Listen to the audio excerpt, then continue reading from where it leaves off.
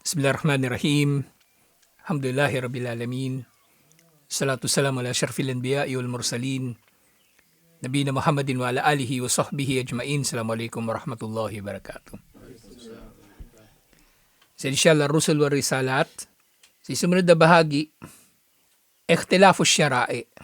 Ang pagkakaiba-iba ng mga syari'a ng mga propeta. Yung mga batas nila na nagkakaiba-iba, bagaman pare-pareho yung kanilang mensahe. Isa lang mensahe nila. Tauhid. Yung akida, isa lang din. Sa Sharia, yung mga pangunahin, mga arkanul Islam, pare-pareho lang naman. Pero meron lang pagkakaiba sa ilang mga pagsasabatas. Yung nga palagi natin nababanggit sa mga pagkain, yung mga Hudyo, bawal sila nang kumain nung lamang dagat na walang kaliskis o palikpik. Bawal. Kaya nga doon sa kosher, mas mahigpit ang kosher kaysa sa halal eh. Yung halal tsaka kosher, pareho lang. Kaya nga sabi ni Allah, ta'amuhum hillul lakum. Ang pagkain nila ay halal para sa inyo. Tinutukoy niya yung ahlul kitab. Kasi kung yung pagkain nila, mas maraming bawal, mas mahigpit yun actually. So kung ano yung may tatak na kosher, ibig sabihin halal din yun. Halal. Ibig sabihin wala yung dugo ng hayop o walang karne ng baboy, mantika ng baboy. Pero mas mahigpit sila kasi ultimo pusit, bawal.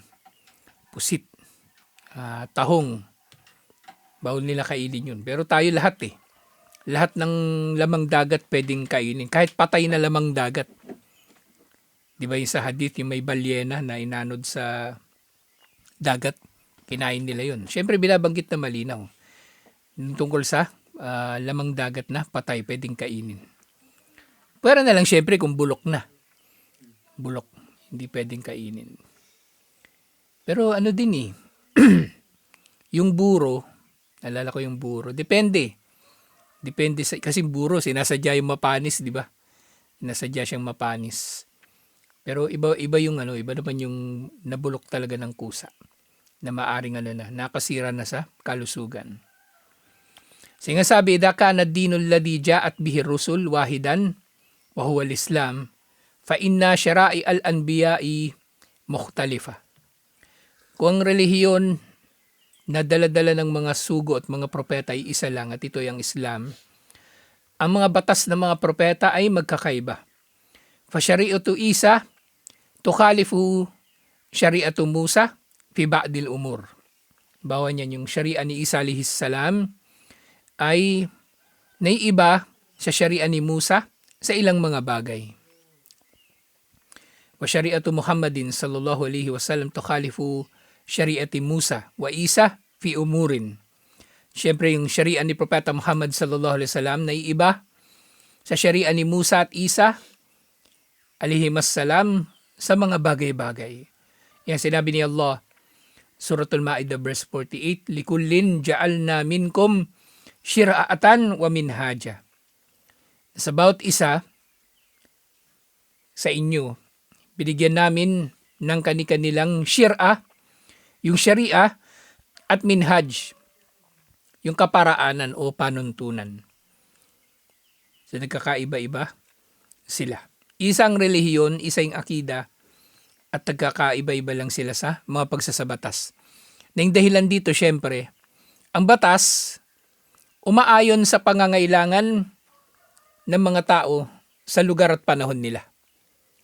Whereas yung akida, panghabang panahon na yun Saan ka man magpunta, yun ang akida mo. Pero sa pagsasabatas, maaring nababago-bago. Kaya napakaganda ng Islam kapag mumuni-munihan mo. Lalo na yung mga pagsasabatas sa panahon ni Propeta Muhammad sallallahu alaihi wasallam. Anticipated na ng Islam Siyempre, nalaman na yun ni Allah. Alam na ni Allah na ang Islam lalaganap sa buong mundo at magkakaiba-iba yung mga tao. Doon na nga lang sa tahara, di ba?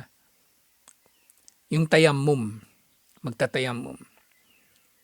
So, nalaman ni Allah na may mga Muslim kahit sa mga lugar na may yelo.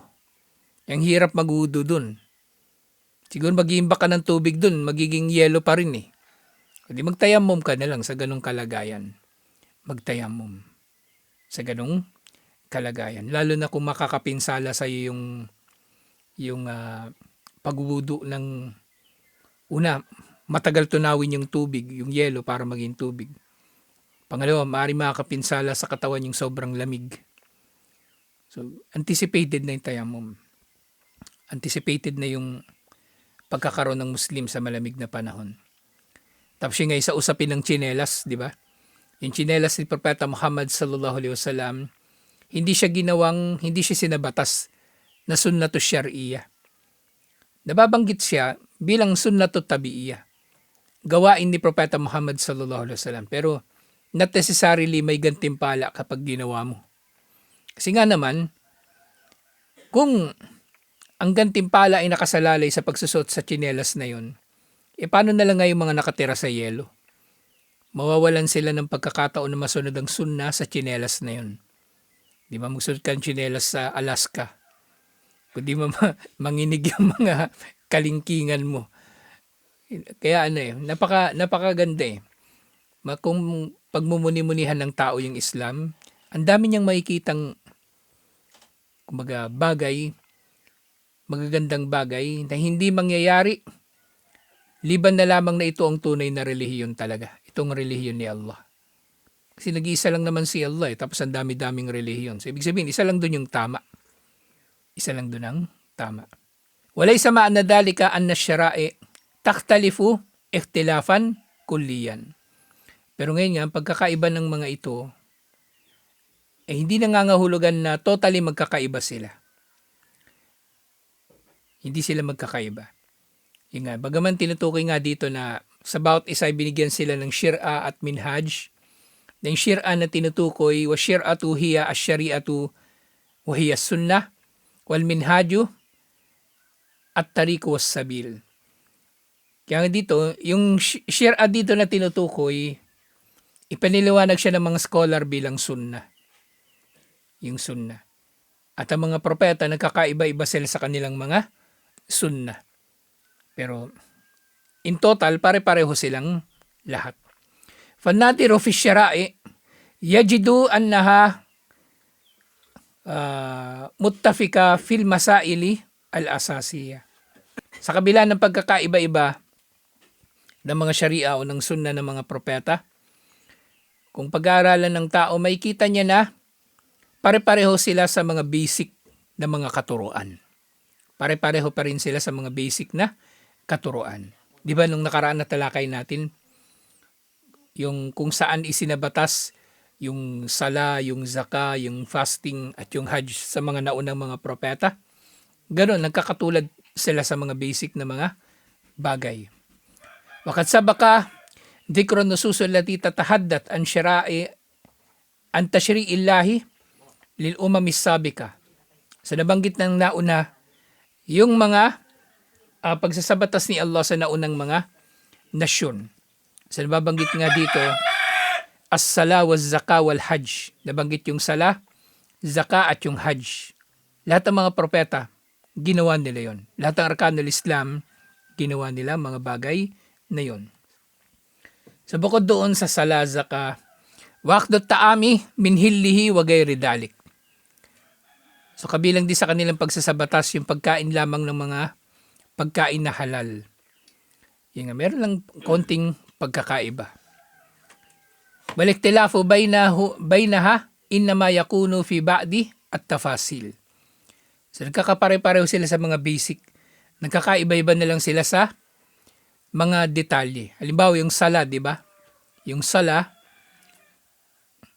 maring iba yung paraan ng sala ni Musa alayhis salam. Iba yung bilang, iba yung raka'a. Pero meron silang sala. Meron silang sala. Kahit nga sa panahon ni Propeta Muhammad sallallahu alaihi wasallam, di ba? Bago pa naisabatas yung sala doon sa Isra wal Mi'raj, di ba may sala sila dalawa. Dalawa lang yung sala nila. So, katulad nun, merong konti lang na pagkakaiba. Fasting nila iba.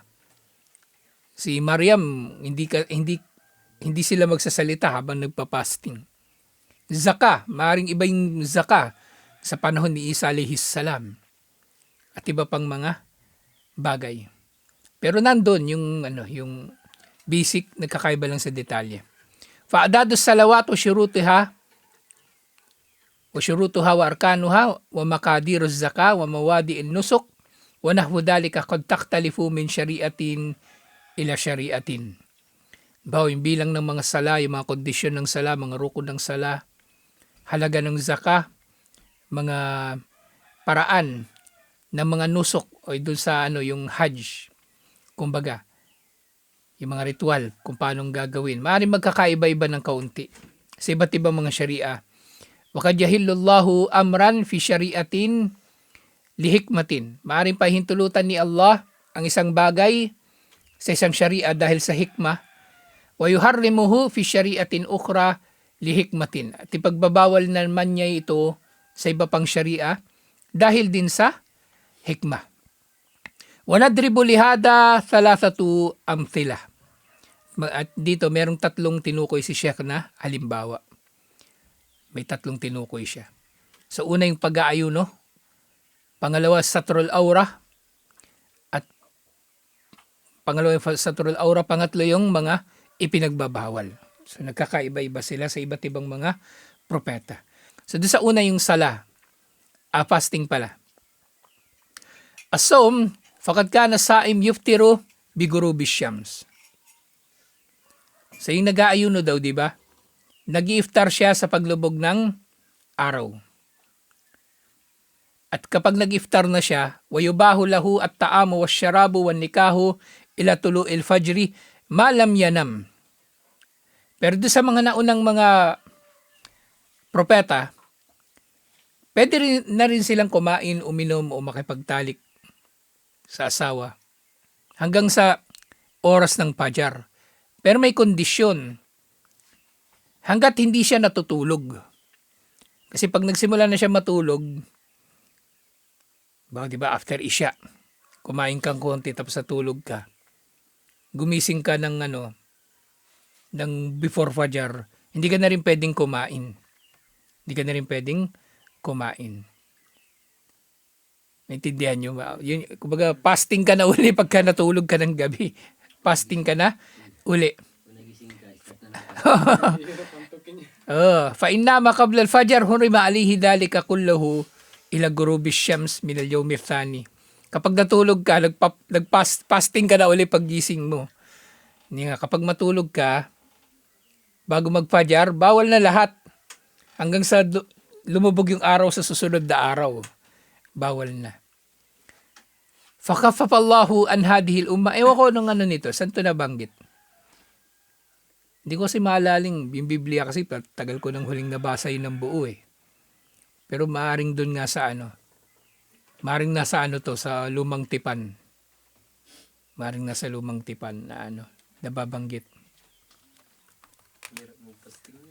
Oo, pagka natulog ka, huwag ka muna matulog, tulog ka sa araw. Mahirap sa iyo kasi tulog ka lang. Magano ka muna. Kumain ka lang ng kumain muna ng gabi. Kaping barako.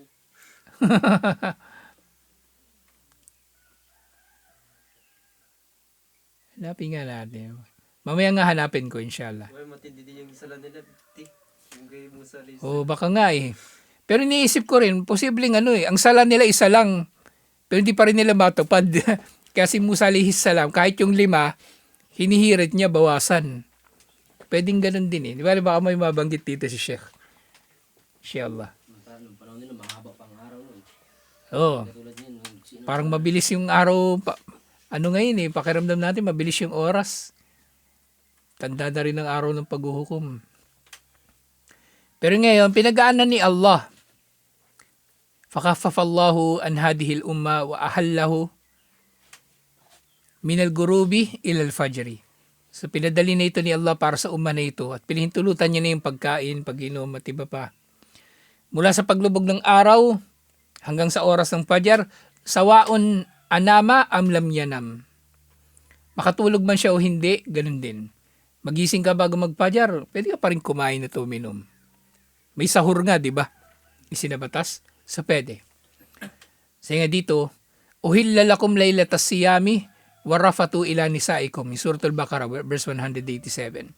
Pinahintulutan na sa inyo sa gabi ng pag-aayuno ang mga gawain na pinagbabawal sa araw ng pag-aayuno.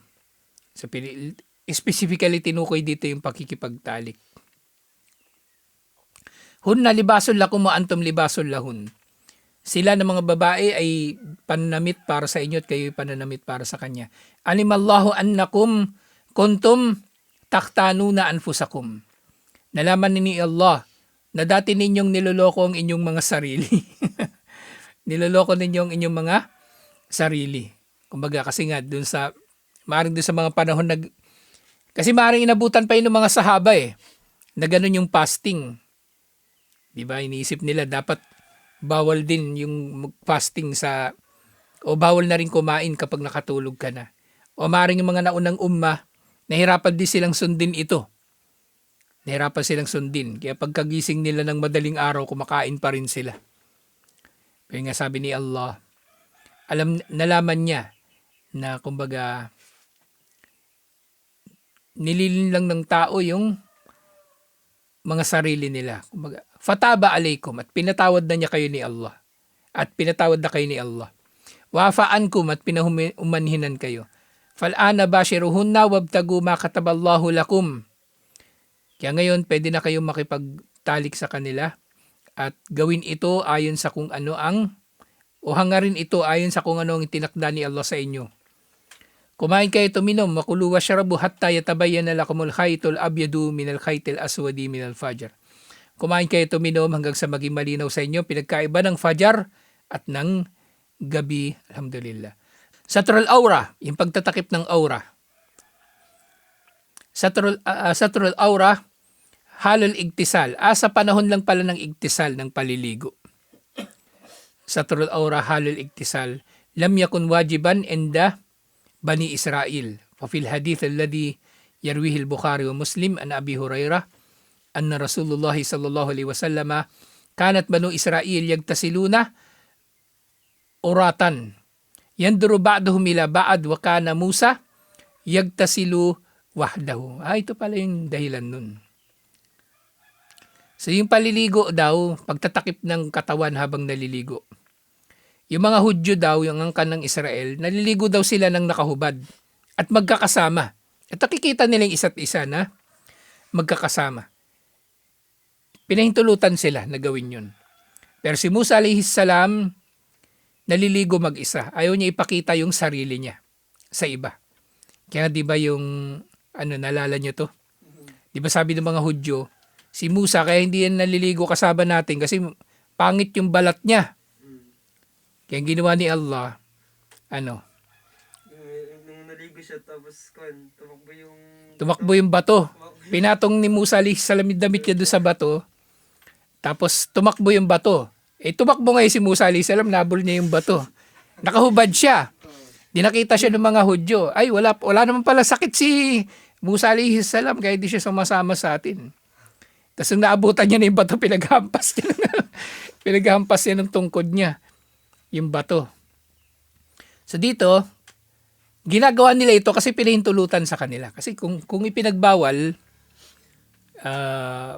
magiging haram talaga. Pero si Musa alayhis salam, naliligo siya mag-isa kasi yung mga propeta naman kasi, meron silang sunna na pinapatupad nila sa mga tao. Pero meron silang sunna na sa kanila lang. Di ba si Propeta Muhammad sallallahu alaihi wasallam, pwede siya mag-asawa na mahigit sa 4. Tapos siya nagpa-fasting siya ng tuloy-tuloy. Di ba natalakay natin yung wisal, tuloy-tuloy na pag-aayuno. Siya lang yun. Hindi pwedeng gagawin yun ng iba. Tapos hindi siya, ano ba yun? Yung zakat, di ba? Hindi siya tumatanggap ng zakat, pati yung pamilya niya. Yung mga asawa niya, kapag mamatay siya, hindi pwedeng mapangasawa ng iba. Di ba? Ganon. Kasi sa pagkakaiba, ito pangatlong nabanggit, al-umurul muharrama, yung mga bagay-bagay na pinagbabawal. Mimma ahallahu Allahu li Adam, tazwiju banatihi min banihi. So kabilang sa mga pinagbabawal, nagkakaiba-iba sila. Halimbawa, mula sa mga pinahintulot ni Allah, si Adan, pinahintulutan ni Allah si Adan na ipaasawa yung anak niyang babae sa anak niyang lalaki. Thumma haramallahu hada ba'da dalik, at pinagbawal na ito ni Allah. Kaya nga diba yung kwento kinakain na Abel, isa sa mga kwento doon, o ilan sa mga naiulat tungkol sa kanila, kabilang sa mga kinasama ng loob ni Cain kay Abel. Yung kursunada ni Abel na kasi kambal daw yan kambal na lalaki o kambal na babae, ganun, tapos pag-aasawahin sila. Hindi na pangasawa ni Cain yung kursunada niyang babae. So kabilang doon sa mga kinasama niya ng ito. Pero regardless dito, pinahintulutan kasi wala na may ibang tao doon Alam naman mag-asawa silang unggoy o gorilla o ano pa man. Sa pinahintulutan, pero pinagbawal din siya. Agad-agad, kalaunan. Wakana at tasarri ala zawja mubahan fi syariati Ibrahim.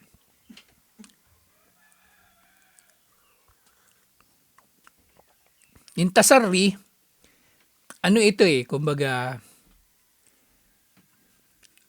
yung babae, yung aasawahin mo siya, yung makipagtali ka sa kanya, pero hindi mo talaga siya asawa, hindi ka kasal sa kanya. Hindi ka kasal. Hindi siya kasal sa iyo. Wala kayong kasal ng babae na yun. Para sa di ba? Sa kalagayan ng mga babaeng alipin, pwede makipagtalik yung amo nila sa kanila. Pwede. Pinahintulutan ito sa Sharia ni Ibrahim alayhis salam. Waqad fa'alahu Ibrahim fi Hajar lamma tasarra biha ala Sarah. At ito yung ginawa ni Ibrahim alayhis salam doon kay Hajar, yung nanay ni Ismail, kahit asawa na niya si Sarah. Waqad haramallahu mithla hada fi Taurati ala bani Israel. Ipinagbawal ito ni Allah sa Torah sangka ng Israel. Wakadalika kanal jam bainal ukhtain saigan. Pero hindi nababanggit dito na pinahintulutan actually uli sa Islam yung tasarri. Pinahintulutan sa Islam. Pinahintulutan kay Propeta Muhammad sallallahu alaihi wasallam. Pero pinagbawal pala siya sa mga Hudyo. Pinagbawal pala siya sa mga Hudyo. At gayon din, pinagbawal ni Allah yung mapangasawa ng lalaki yung dalawang magkapatid na babae.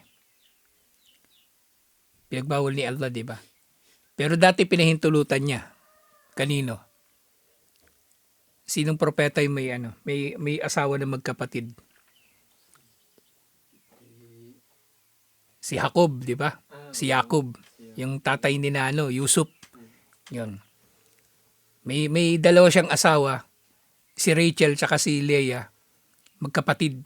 Kapatid yun. Waqad fa'alahu Yaqub alayhis salam jama'a bainal ukhtain. Ginawa ito ni Yaqub alayhis salam, dalawang magkapatid na babae, inasawa niya, napangasawa niya. Thumma harrama alayhim fit Taurat. Pagkatapos nito, pinagbawal din ito ni Allah sa Torah din mismo.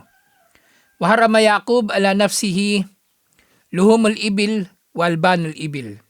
At si Yaqub alayhis salam, di ba yung mga propeta nga, meron silang sunna bukod pa doon sa sunna na pinapatupad nila sa mga tagasunod nila. Si Jacob, pinagbawalan daw siya pinagbawalan niya yung sarili niya na kumain ng karne ng camel at uminom ng gatas ng camel. Yan merong hadith. Wasababu fi dhalika kama thabata fil hadith, inna Israel, Jacob, maradan syadidan. Minsan daw nagkasakit si Jacob ng matinding sakit. Watala sakama, at nagtagal yung kanyang sakit. Fanadarallaha la in shafa'ullahu min sakamihi la yahrimanna ahabbut ta'am wa syaraba ilayhi. Namanata siya kay Allah na kapag pinagaling siya ni Allah, hindi siya kakain o iinom ng pinakakamahal-mahal niya na pagkain at tinumin. Wa kana ahabbat ta'amu ilayhi lahmal ibil wa ahabba syarabi ilayhi albaniha. Yung pinakagusto niyang pagkain, yung camel. At pinakagusto niyang gatas, yung gatas nito, pinakagusto niyang inumin. Wa hadha alladhi haramahu Israel, haramahu Allahu ala bani Israel, wa hurrima fit Taurat. Yan sinabi na nang ipinagbawal ito ni Jacob sa kanyang sarili, Ay, pinagbawal na rin pala ito ni Allah sa angkan ng Israel. Pinagbawal na rin ito sa angkan ng Israel. Kaya pala ito yung sinabi pala ni Allah. Kullu ta'ami kana hillan li bani Israel illa ma harrama Israilu ala nafsihi min qabli ay an tunazzala at-Taurat. Lahat daw ng pagkain dati ay pinahintulutan sa angkan ng Israel. Liban na lang sa kung anong ipinagbawal ng angkan ng Israel sa sarili nito. Bago pa ipinahayag ang Torah. Pero yung Israel na tinutukoy dito, di ba Bani Israel? Lahat daw pinahintulutan sa kanila lahat ng pagkain. Liban na lang sa pinagbawal ni Israel, maaaring tinutukoy nga dito si Jacob na mismo. Sa mayroong mga pagkain na ipinagbawal si Jacob sa sarili niya, tapos bandang huli, ipinagbawal na rin pala. So bawal pala sa bawal pala sa Hudyo yung camel. Yan natin. O hindi pa rin niya, bawal pa rin, haram pa rin sa kanila yung camel hanggang ngayon. Haram pa rin sa kanila yung camel. Hanggang ngayon pala, inshallah. At gayon din, yung sinabi ni Allah, وَعَلَى الَّذِينَ هَادُوا حَرَّمْنَا كُلَّ ذِي ظُفُرٍ. At sa angkan ng Israel daw ay pinagbawal ni Allah yung mga hayop na buo yung paa. Buo yung paa. Yun nga. Kaya yun isa sa mga dahilan ko bakit bawal yung camel. Hindi katulad ng ng baka na pinahintulutan sa kanila na makain. Kaya hindi ko maintindihan pa masyado ito kasi hindi man ako familiar sa mga paa nung paa ng mga hayop. Pero yun yung isa sa mga pinagkaiba nila. Yung sa paa. Titingnan nila yung paa. Kung magiging kosher ba siya o halal para sa kanila. Wa minal bakari wal ganami haramna alaihim shuhumahuma. Pero doon sa baka at doon sa tupa, kambing, ipinagbawal nila o pinagbawal ni Allah sa kanila yung kung anumang laman na nakadikit sa buto. Illa mahamalat duhurahuma awil hawaya aw maktalata bi adam. Teka nga, parang nakakalito yung sa pinagbawal daw, taba pala, taba. Ulitin natin Ipinagbawal daw pinagbawal ni taba. Pinagbawal ni Allah yung taba ng baka o ng kambing tupa sa kanila. Sa atin lahat pwede, di ba? Pati papaitan, kinakain ng tao Gabi pala yun, yung papaitan pala, sinasama talaga nila yung na-digest na na damo nung kambing. Yung na-digest na. Inisip ko yun dati kasi 'di ba? Parang halos dumi na ng kambing yun halos tain na niya yun, 'di ba? Hinahalo pa sa papaitan. Kaya inisip ko nun, haram kaya yung papaitan. Pero hindi pala kasi hindi naman najis yung yung kambing, kahit yung dumi niya hindi najis. Hindi siya najis. Pero wag kang mamumulot ng dumi ng kambing tapos lalagay mo sa milk tea. Gagawin mong boba. Hindi pa bilog yung niya. Yung dumi. Yung hindi pa nadamo, yung hindi pa na digest Hindi pa na-digest. Pero merong iba yung talaga, nakita ko. Depende sa Yung talaga, yung halos, yung dumi na. Yung mga yung mga Ilocano nakita ko ng ganun.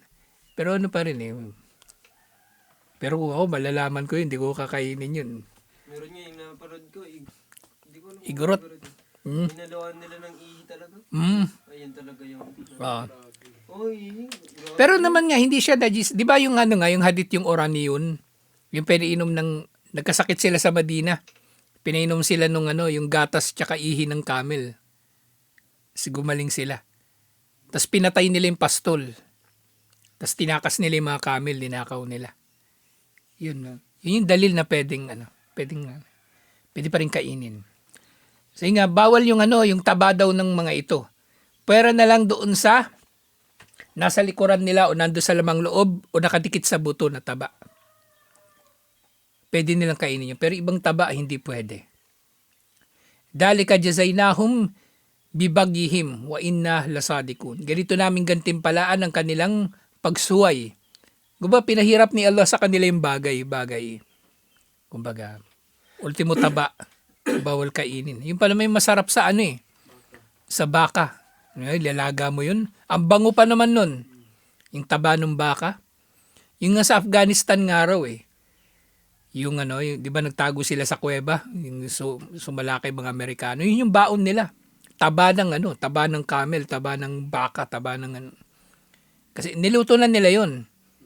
Hindi naman yung mapapanis agad Yun yung baon-baon nila. Kahit yun lang yung kainin nila mataba na yun Marami ng sustansya na laman yun. Buhay na sila dun. Doon na sila sa kuweba. So ito yung yung panimula dito sa pagtalakay natin sa pinagkaiba ng kanilang mga pagsasabatas. Alhamdulillah. Tuloy natin ito insyaAllah. Assalamualaikum warahmatullahi wabarakatuh.